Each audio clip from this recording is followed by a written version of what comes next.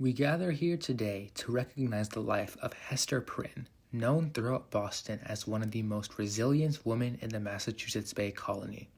She passed away at the age of 64, peacefully in her home located on the outskirts of their town.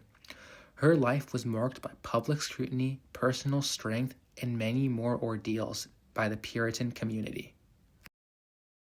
Where was she from? China? She was originally from England. She traveled from Europe to New England on her own, expecting to meet her husband later. He stayed behind, which left her starting a new life here by herself. Right, and things became complicated when she had Pearl, a child from an affair. Once that happened, the entire Boston population targeted her. They ridiculed her and viewed her as a symbol of wrongdoing. Then she had to wear the symbol A, right? Yes, she was required to wear the scarlet letter A, which stood for adulterer.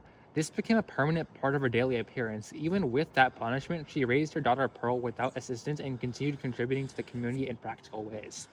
Her needlework was the main example of that. People relied on her sewing skills, even though they were publicly shaming her at the same time. What else happened?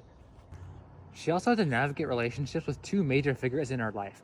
First was Roger Chillingworth, who was her husband, who eventually arrived in Boston and created additional tension. Second was Arthur Dimsdale, her lover and the father of Pearl. Their connection, along with the public pressure, defined much of her early years in the colony. Town watched her rebuild her life under those conditions. Everything she did was monitored by the magistrates and the general population. Did she ever rebuild her reputation? Over time, public opinion changed. Her behavior, consistency, and generosity caused the community to reconsider the meaning of the letter she wore. Some leaders even suggested that the A should represent Abel, acknowledging her strength and her usefulness to the colony.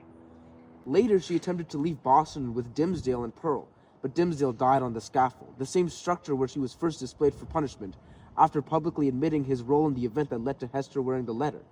What happened to Hester after that?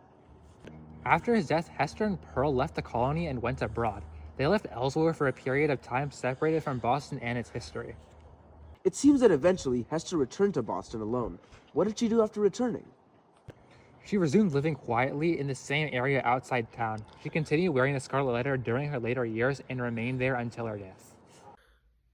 And as the two men were talking, Hester lay there, free from all the scrutiny and shame she had to deal with throughout her life.